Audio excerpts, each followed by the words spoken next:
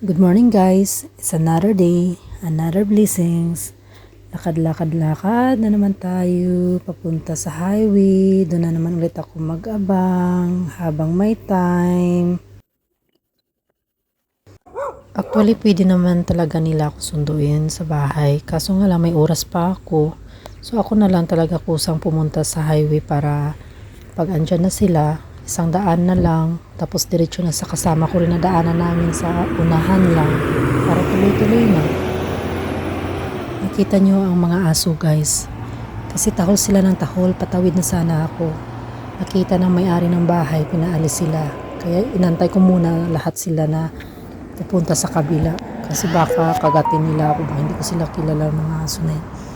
Nanghahabol yan ng mga tao pag nakita nila, pag nataypan talaga nila.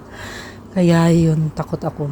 Muntik na rin ako kasi na, actually nakagat na ako, pero buti na lang, hindi totally na nabaon sa paa ko kasi may naka-uniform.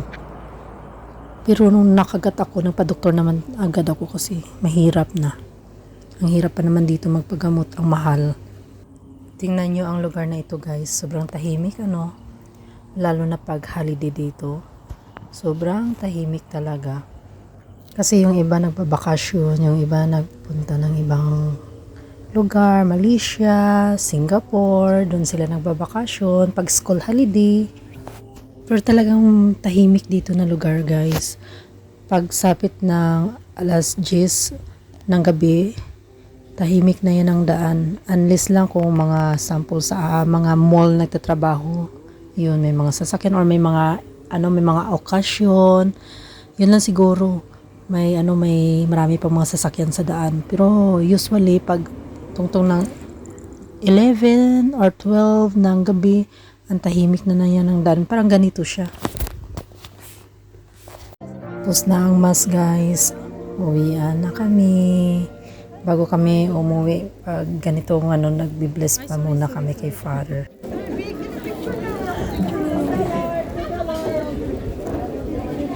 Thank you also po kami. Good morning, Father. Morning po.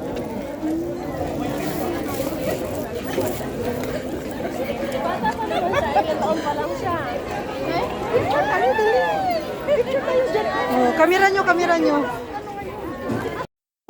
Picture na tayo. Video ka lang. Video pa naman. Morning. I'm refreshing. Bibengka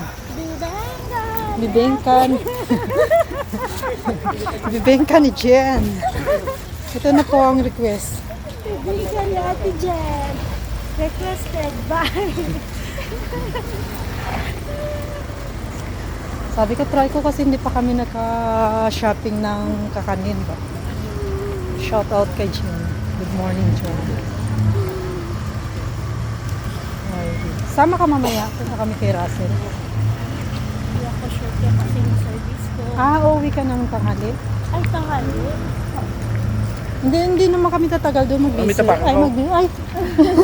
Kuya, good morning. Si hindi pupunta dito? Hindi mag-Christmas dito? Uwi ka? Hindi ka uwi?